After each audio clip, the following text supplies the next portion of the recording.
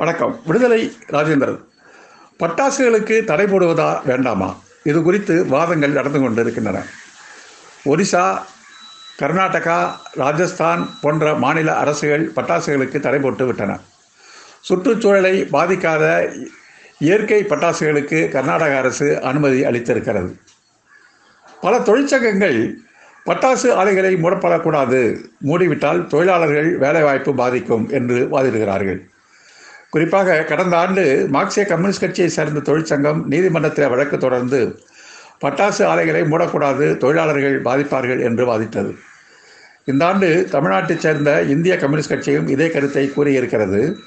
திராவிட முன்னேற்ற கழகத்தின் பொருளாளர் TR. Balu, India முழுதும் பல மாநிலங்களில் பட்டாசுகள் தடை போட்டுவதை நீக்க வேண்டும் என்று கூறி மத்திய அமைச்சருக்கு கடிதம் எழுதி இருக்கிறார்.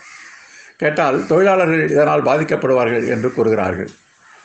உண்மையிலேயே கடந்த ஆண்டு உலகம் முழுவதும் 1,60,000 குழந்தைகள் காற்று மாசுபாட்டால் இறந்திருக்கிறார்கள் என்று ஆய்வுகள் கூறுகின்றன.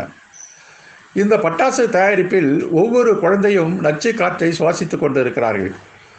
ஒவ்வொரு தொழிலாளரும் ஒவ்வொரு நாளும் நச்சு வாயுவை சுவாசித்துக் கொண்டு உயிருடன் போராடி கொண்டு இருக்கிறார்கள்.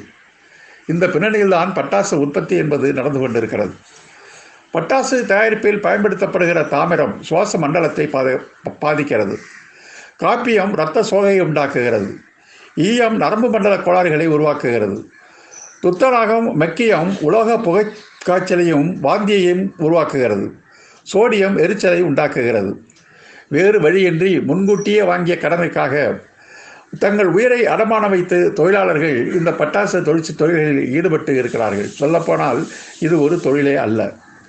உயிரை அழிக்கக்கூடிய ஒரு தொழில் வருமானம் வருகிறது என்பது காரணத்திற்காக தொழிலாக ஏற்றுக்கொண்டு அதற்கு நாம் நியாயம் கற்பித்துக் கொண்டிருக்க முடியாது.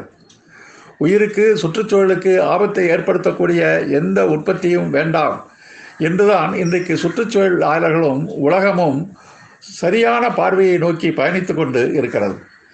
இந்த நேரத்தில் சூழலை பாதிக்கக்கூடிய, உயிருக்கு ஆபத்தை விளைவிக்கக்கூடிய, நச்சை பரப்பக்கூடிய ஒரு பட்டாசு உற்பத்தியை நாம் தடை செய்ய வேண்டும் என்ற கோரிக்கையை முன்வைக்காமல் தொழிலாளர்கள் பாதிக்கப்படுவார்கள் என்ற கோரிக்கையை முன்னிறுத்தி வாதிடுவது சமூக நீதிக்கும் சுற்றுச்சூழலுக்கும் மனித சமுதாயத்தினுடைய நலனுக்கும் கேடு பயக்கின்ற ஒரு வாதமே ஆகும்.